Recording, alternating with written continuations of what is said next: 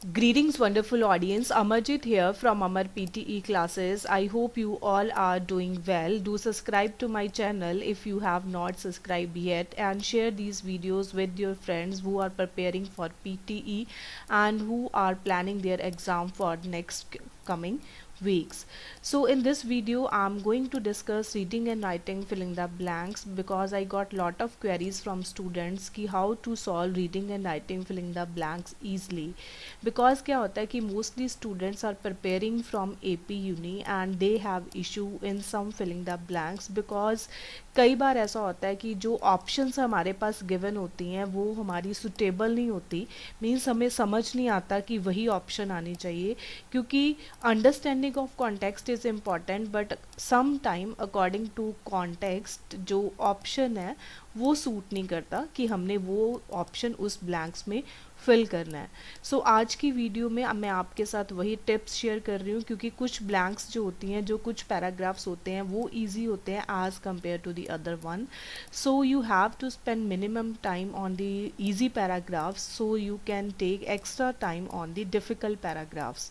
सो अगर आप AP uni की बात करते हो तो AP यूनि में अब उन्होंने जो ब्लैंक्स का लेवल है वो डिसाइड कर दिया है कि these are the blanks of the difficult type और medium type or the easy blanks. So in this video I'm going to solve only the hardest level of the reading and writing filling the blanks, because time की कुछ shortage होती है कि इतने time तक मतलब जो बच्चे हैं वो सुन सकते हैं. So I am taking example of page number 8. So आप अपना भी पेज नंबर 8 चेक कर सकते हैं. सो पेज नंबर 8 में जो ब्लैंक्स का लेवल हार्ड है, I will solve that blanks easily. So आप भी उन जो टिप्स हैं उनको फॉलो कर सकते हो और अपना जो स्कोर है उसको इम्प्रूव कर सकते हो. So let's start. First is the questions. It's number 628. So you can check it. It's from August predictions. So if you are planning your exam in August, then go through it. So this is the paragraph. So understanding of context is important. So already मैं इन blanks को काफ़ी time solve कर चुकी हूँ.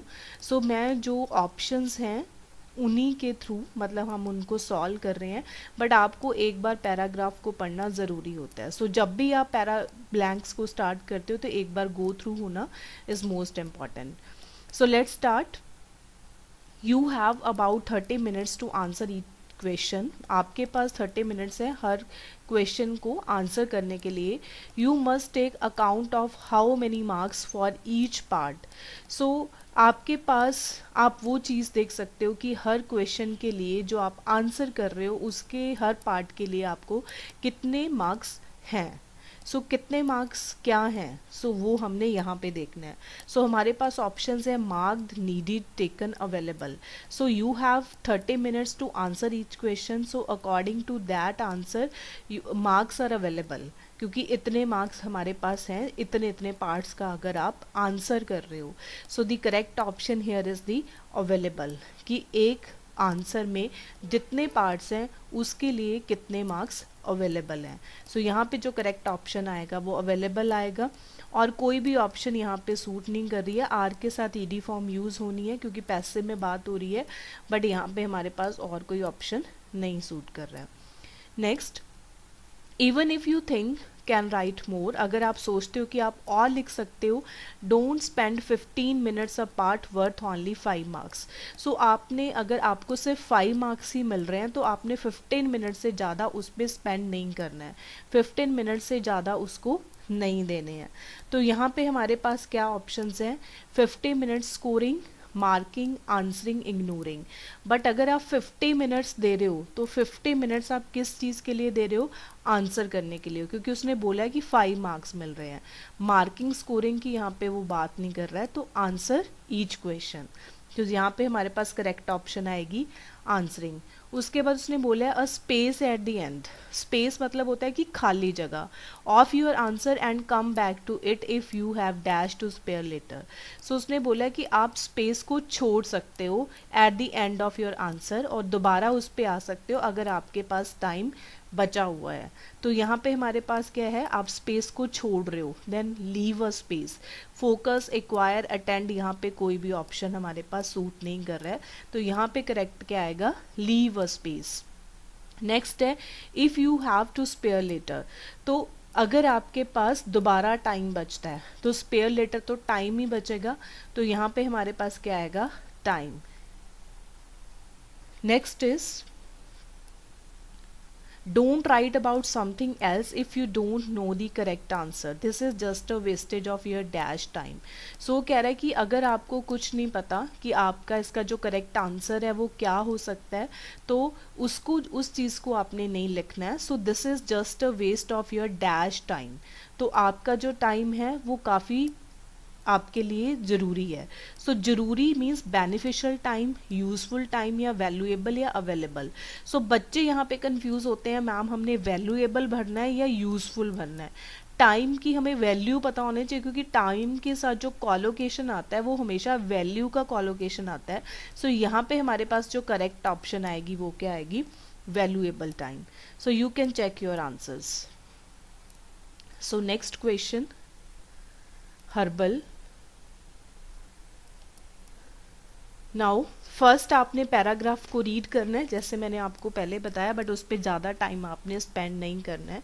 सो हम बात करते हैं यहाँ से, herbal as a book of plants की बात कर रहा है, describing their appearance their properties. जो बुक है वो उनकी अपेयरेंस को, उनकी प्रॉपर्टीज़ को बताती है।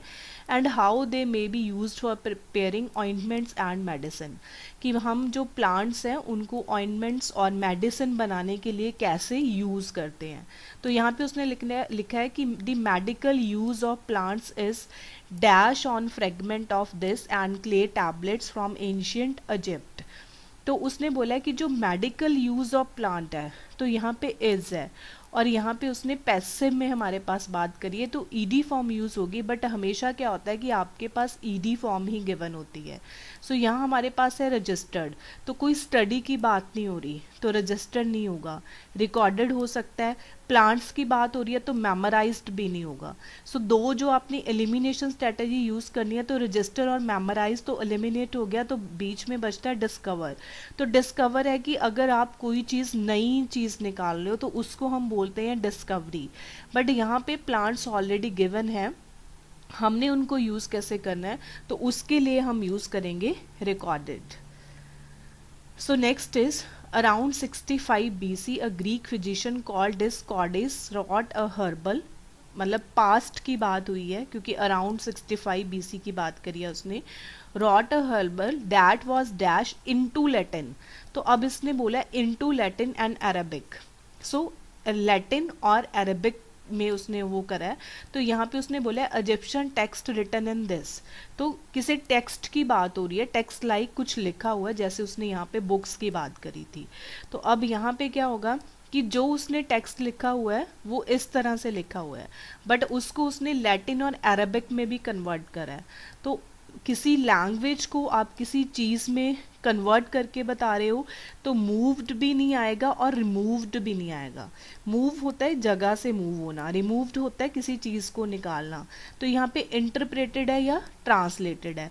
बट अगर आप लैंग्वेज की बात कर रहे हो तो मोस्टली आप उस चीज़ को क्या करते हो, ट्रांसलेटेड। तो यहाँ पे जो करेक्ट ऑप्शन आएगी वो ट्रांसलेटेड आएगा। दो ऑप्शन हमेशा ऐसी होती हैं जो बिल्कुल ही सूट नहीं करती हैं, बट दो में से एक को हमने वाइसली चूज़ करना है क्योंकि एट द एंड एक ही ऑप्शन वहाँ पे फिल होता है। तो यहाँ पे क्या आ गया हमारे पास, translated. Next is an illustrated manuscript copy, तो यहाँ पे उसने लिखा हुआ है, इलिस्ट्रेट मतलब किसी चीज़ को डीपली बताना, मतलब बिल्कुल वाइडली उसको आप बता रहे हो। Manuscript copy of the text made in this from 6th century.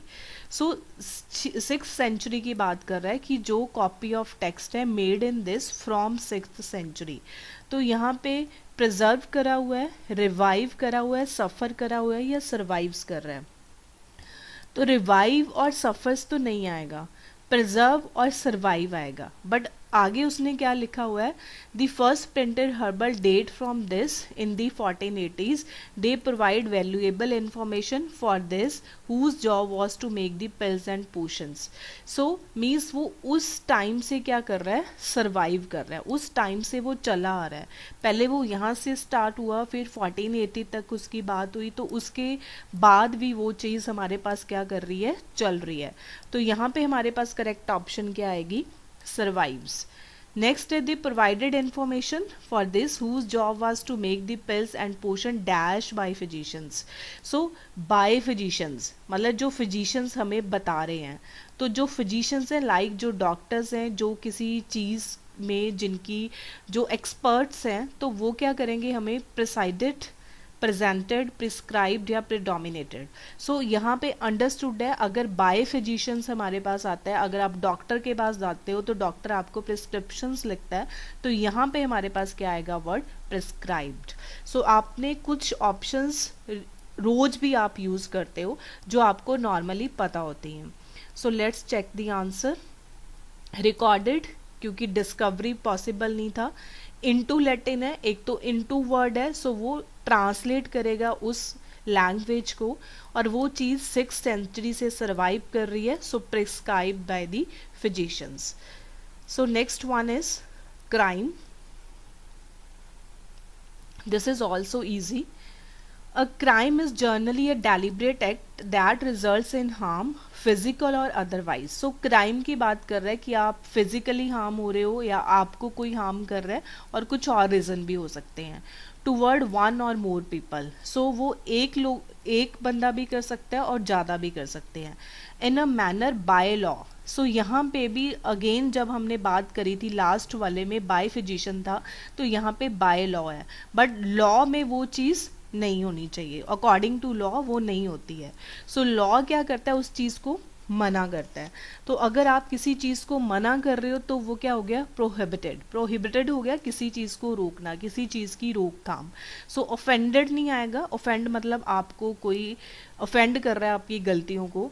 Obey, rule मानना, बट लॉ तो जो लॉ है वो उसको नहीं मानेगा और प्रोटेक्ट भी नहीं करेगा. तो यहाँ पे क्या ऑप्शन आएगा हमारे पास, प्रोहिबिटेड.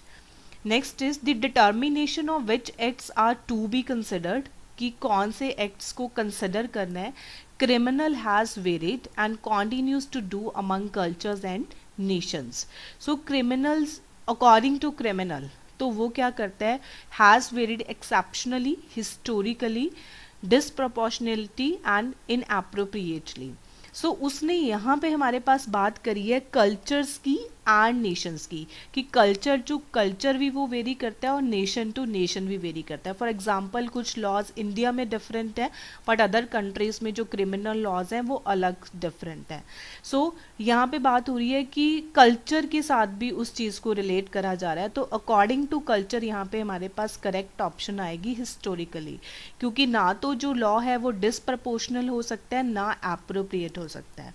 सो एक्सेप्शनली भी हो सकता था यहाँ पे करेक्ट ऑप्शन. ये दोनों तो नहीं आएंगे, बट यहाँ पे उसने कल्चर और नेशंस की बात करी है, तो उसके अकॉर्डिंग मुझे ऐसा लगता है कि यहाँ पे हिस्टोरिकली वर्ड आना चाहिए. सो नेक्स्ट है when a crime is committed, जब किसी क्राइम को कमिट करा जाता है, a process of dash, trial by जज और jury, conviction and punishment occur.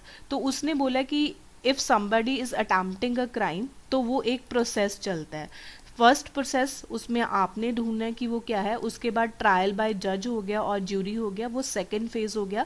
This is the third phase conviction and this is the punishment, जो लास्ट फेज है. सो इसमें प्रोसेस ऑफ डिस्कवरी आएगा या फाइंडिंग आएगा, बिकॉज क्रिएशन और इन्वेंशन, क्रिएशन इज जो चीज़ आप क्रिएट कर रहे हो, इन्वेंशन जो आपने कुछ नई इन्वेंशन करी है. सो ये दोनों ऑप्शंस तो यहाँ पे नहीं आ रही. सो डिस्कवरी या फाइंडिंग, तो आप किसी चीज़ को, फॉर एग्जांपल आप क्राइम को फाइंड आउट कर रहे हो कि किसने उस चीज़ को करा है, उसका क्या प्रोसेस था, तो वो एक तरह से क्या हो गया, डिस्कवरी हो गया. सो यहाँ पे हम चूज़ करेंगे डिस्कवरी, क्योंकि उसके बाद आएगा ट्रायल बाय जज, फिर कन्विक्शन होगा, फिर पनिशमेंट होगी. So just as what is considered criminal varies between dash, so does the punishment, but elements of restitution and dash are common. So varies between rights, regulations, jurisdictions and obligation.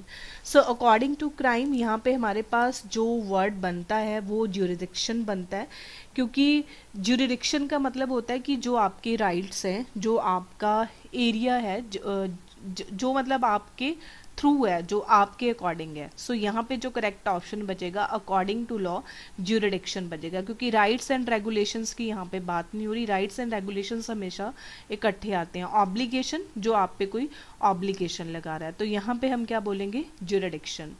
And dash are common. So यहाँ पे कुछ options हैं जो बच्चों को clear नहीं होती।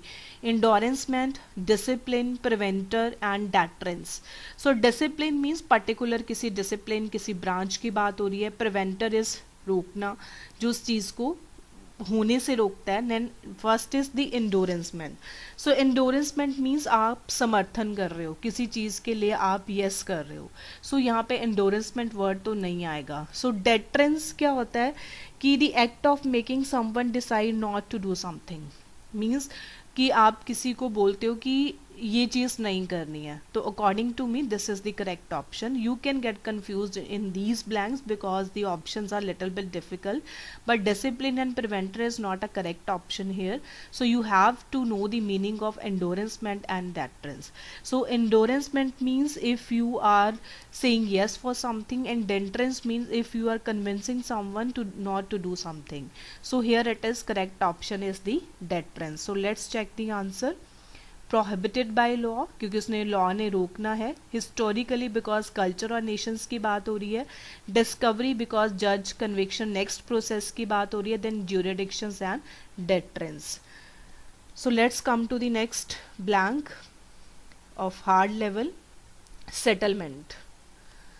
So over the last 10,000 years, there seem to have been two separate and conflicting building sentiments throughout the history of towns and cities. So dash is the desire to start again, and for a variety of reason an earthquake or a tidal wave may have demolished the settlement or fire destroyed it or the new city, a new political beginning. So यहाँ पे हमारे पास option है it is the desire, what is the desire, one is the desire and that is the desire. So what is the desire, यहाँ पे कोई question mark नहीं है because this is the word, this is the sentence that is justifying this line, and it is can be the correct option, but here we have the other one can be linked. So this is the first one and this is the second one. So for second one we are using here the other, so we are using here one. So this is the one desire and this is the other desire. So this is the correct option here, one is the desire. So that's why I am saying कि आपने एक बार paragraph को देखना ज़रूर है, चाहे आप ऊपर से ही स्कैन कर लो बट एटलीस्ट उसको देख लो. अब नेक्स्ट है may have demolished the settlement और फायर डिस्ट्रॉयड इट और the new city dash a new political beginning. So उसने बोला है कि जो नई सिटी है उसकी जो पॉलिटिकल बिगनिंग है वो हाईलाइट्स कर रही है, स्टार्ट्स कर रही है, मार्क्स कर रही है या प्रोट्रूड्स कर रही है. सो जब भी उसने बोला कि जो न्यू पॉलिटिकल बिगनिंग है, तो अगर कहीं पे कुछ डेवलपमेंट हो रही है, कुछ चीज़ें हो रही हैं, तो वो मार्क करता है कि this is the political beginning. Start मतलब आप किसी को शो नहीं कर रहे हो बट वहाँ से वो चीज़ स्टार्ट हो रही है. तो बच्चे यहाँ पे कंफ्यूज होते हैं कि मैम मार्क्स आएगा या हाईलाइट्स आएगा. सो हाईलाइट आता है अगर आप पर्टिकुलर वन पॉइंट को हाईलाइट कर रहे हो, सिर्फ वन पॉइंट हो रहा है, बट यहाँ पे उसने पॉलिटिकल बिगनिंग की बात करी है और अदर्स को भी लिंक्ड करा है. सो यहाँ पे हमारे पास क्या आएगा, marks. Next, establish settlements attract people. जो सेटलमेंट हुई हैं वो लोगों को अट्रैक्ट करती हैं. वो डैश टू कम वेदर और not there is any planning for their arrival. So who hesitate to come means उनको घबराहट हो रही है. हु ऑट टू कम, उन्होंने शब्द ली है. Who turn to come and who tend to come. So students जो कंफ्यूज होते हैं वो टर्न टू कम या टेंड टू कम में कंफ्यूज होते हैं.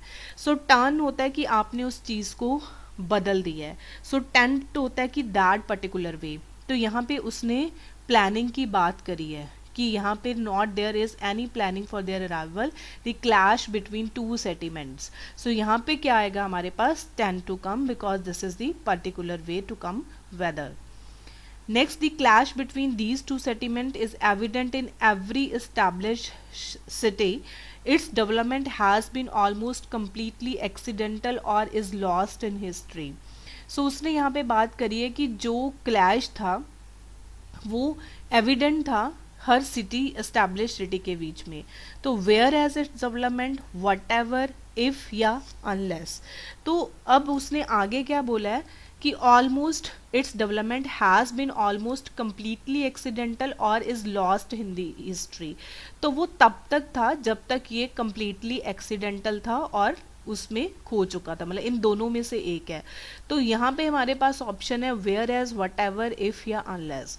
सो वेयर एज वट एवर और इफ नहीं होगा और अनलेस होगा क्योंकि तब तक था। तो अनलेस मीन्स तब तक था जब तक ये चीज़ नहीं थी। तो यहाँ पे क्या आएगा हमारे पास वेयर एज, सॉरी अनलेस, क्योंकि वेयर एज होता है जबकि, वट एवर होता है कुछ भी, इफ हो गया यदि। So good example is this on the river this which in the second half of the second 9th century. So यहाँ पे भी confusion होगी। अब good example is this on this which in the second half of the 19th century। तो 19th century के second half की बात कर रहा है। उसके बाद उसने बोला that people would come to establish agriculture and a small port। So has been surveyed, had surveyed, be surveyed या was surveyed। So अगर हम यहाँ पे बात करें तो have been की बात हो रही है। So have been मतलब वो चीज़ को प्लान कर चुके हैं। So variety of reasons के लिए। So good example उसने इस चीज़ की दी है, बट वो उस टाइम पे 19th सेंचुरी के सेकेंड हाफ की बात कर रहा है। तो यहाँ पे हम यूज़ करेंगे वॉज सर्वेड कि ऐसा हुआ था पास्ट में, तो ऐसा हुआ। तो that's why I am taking here was served, क्योंकि यहाँ पे हैड सर्वेड नहीं आएगा। हैड सर्वे मतलब वो चीज़ हो चुकी है, बट हमने वो सर्वे करा है तो इसलिए यहाँ पे वॉज सर्वेड आएगा। So let's check it. So these are the correct options. So let's do the next one. This is the settlement. Next one is the definition of country.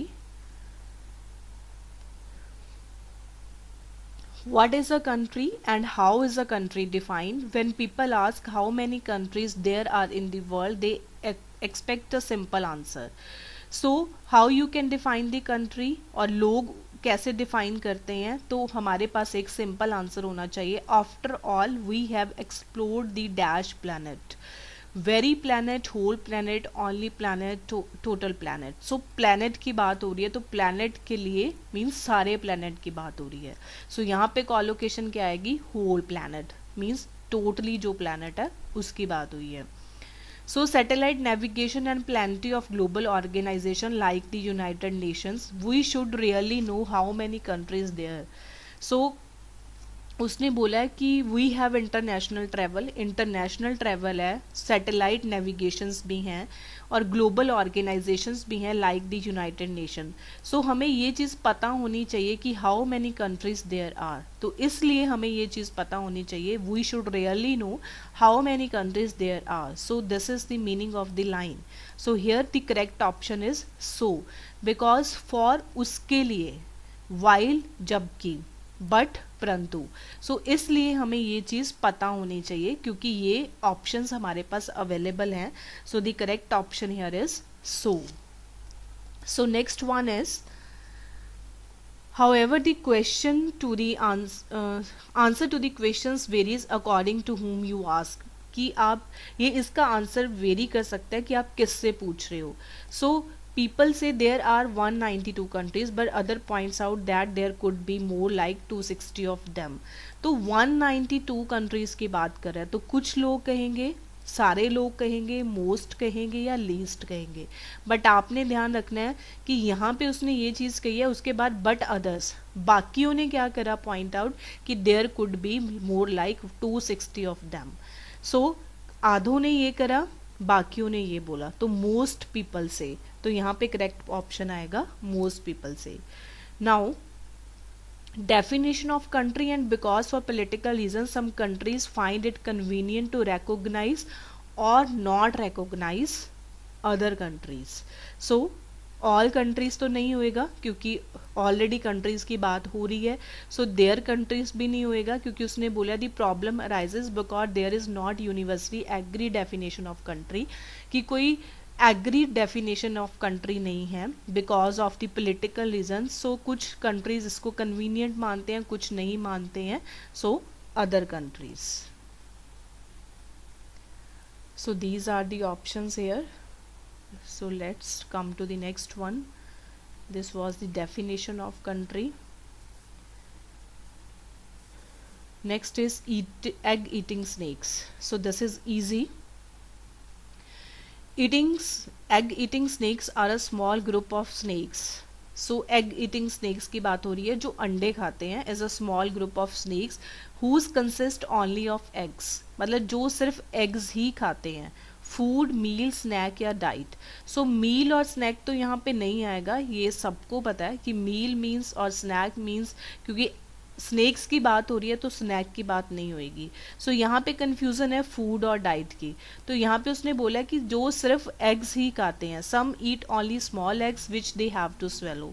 तो कुछ छोटे खाते हैं, कुछ बड़े खाते हैं. तो उनकी ये चीज़ क्या होगी, डाइट होगी, कि उनका जो खाना है वो सिर्फ यही है. सो आगे उसने बोला कि some eat only small eggs, कुछ ने सिर्फ स्मॉल एग्स को खाया. Which they have to swallow dash as this snakes has no teeth. तो कुछ जो है वो सारा ही निगल लेते हैं क्योंकि उनके पास दांत नहीं होते. So to swallow total, entire, whole या ऑल. तो यहाँ पे हमारे पास हमने इस सेंटेंस के अकॉर्डिंग देखना है कि कौन सा ऑप्शन आएगा. तो मीनिंग तो लाइन का यही निकल रहा है कि वो सारा ही खाएंगे क्योंकि उनके पास दांत नहीं होते हैं. बट इस लाइन में कौन सा फिट हो रहा है, टू स्वलो हॉल, क्योंकि टोटल मतलब सम के लिए जहाँ पे फिगर्स की बात होती है वहाँ बात करते हैं. एंटायर हो गया सारा. सो ऑल भी, ऑल मतलब जिसमें काफ़ी चीज़ें इंक्लूड कर रहे हो. तो बट यहाँ पे हमारे पास एग्स की ही बात हो रही है तो यहाँ पे होल वर्ड आएगा. सम अदर स्नेक्स ईट बिगर एग्स, क्योंकि कुछ स्मॉल थे कुछ बिगर्स हैं. But it requires special dash, तो उनको क्या चाहिए, स्पेशल ट्रीटमेंट चाहिए, क्योंकि खाने तो उन्होंने एग ही हैं तो सप्लीमेंट या फूड तो नहीं आएगा, ट्रीटमेंट आएगा. These snakes have spine that stick dash from the backbone. तो यहाँ पे आपने देखना है कि स्टिक जो उनके पीछे बैकबोन के साथ है, फ्रॉम बैकबोन है, तो यहाँ पे वो फ्रॉम बैकबोन वर्ड यूज कर रहा है. तो यहाँ पे स्टिक आउट. स्टिक बाय नहीं आता कभी भी, ऑन भी नहीं आएगा, क्योंकि उन्होंने बोला है कि वहां से वो जुड़ा हुआ है. तो यहाँ पे हमारे पास क्या आएगा, stick out. Next is the spines crack dash the egg as it passes through the throat. तो स्पाइन्स क्या करता है, एग्स को क्रैक डाउन करेगा या क्रैक ओपन करेगा. तो क्रैक हो गया, उसके बाद एग क्या होएगा, ओपन होएगा as it passes through the throat. है ये पैराग्राफ थोड़ा छोटा है क्योंकि ये हमें रीडिंग फिलिंग द ब्लैंक्स में भी आता है, पर थोड़ा ट्रिकी है. डाइट क्योंकि एग्स ले रहे हैं, स्वेलो करना है उसने तो होल ही करेगा. ट्रीटमेंट चाहिए होगा क्योंकि और ऑप्शन करेक्ट नहीं थी. फ्रॉम बैकबोन है, then stick out, then open the egg. So let's check if there has another one. So this is the last one from page number 8 of hard level. Australia and New Zealand have many common links, but countries were recently settled by Europeans, are predominantly English speaking and in that sense share a common cultural dash. So उसने बोला है कि जो ये countries हैं उनमें कुछ common links हैं जो इंग्लिश स्पीकिंग भी है. इन दैट सेंस दे, मतलब जो उनकी लैंग्वेज है वो इंग्लिश है, तो it means they are making some sense, like they have some connection between these two countries. So cultural क्या हो गया, हेरिटेज. सो प्रेस्टीज नहीं होगा क्योंकि प्रेस्टीज होता है जो चीज़ कीमती होती है, बट उसने बोला कि कुछ कॉमन लिंक्स हैं तो कल्चरल लिंक्स कॉमन होंगे. तो यहाँ पे क्या हो गया, heritage. So next one is both countries are geographically isolated. Geographically वो अलग अलग हैं and have small populations by world. तो दोनों कंट्री की जो पॉपुलेशंस हैं वो काफ़ी कम है बाय वर्ल्ड. सो अगेन यहाँ पे बाय वर्ल्ड है. सो जो वर्ल्ड के क्या है, स्टैंडर्ड्स हैं. तो यहाँ पे बच्चे कंफ्यूज होते हैं कि रिकॉर्ड्स. सो रिकॉर्ड्स मतलब वो यहाँ पे हमें बता रहा है कि उनमें लिंक है, बट वो जियोग्राफिकली जो उनका ग्राफ है जियोग्राफिकली जो उनको हम प्रेजेंट करते हैं वो डिफरेंट हैं, तो उनके जो पॉपुलेशन स्टैंडर्ड्स हैं वो भी स्मॉल हैं। तो वर्ल्ड उनका स्टैंडर्ड है वो भी small populations by world standards. They have similar histories, तो यहाँ से भी आप हेरिटेज दे सकते हो। And enjoy close relations on many fronts in terms of population. So in terms of population, Australia and New Zealand have much in common. Both countries have minority indigenous populations. So in terms of population, सिर्फ population की बात कर रहे हैं, तो population क्या हो गया, एक खासियत होगी जिसके अकॉर्डिंग ये कॉन्टेक्स्ट है। तो यहाँ पे क्या आ गया, करेक्टरिस्टिक्स। population के साथ सेंस नहीं जाएगा, आस्पेक्ट्स नहीं जाएंगे क्योंकि ऑलरेडी वो कुछ चीज़ें यहाँ पे बता रहा है, और डायरेक्शन भी नहीं होंगे, तो यहाँ पे क्या आएगा, करेक्टरिस्टिक्स।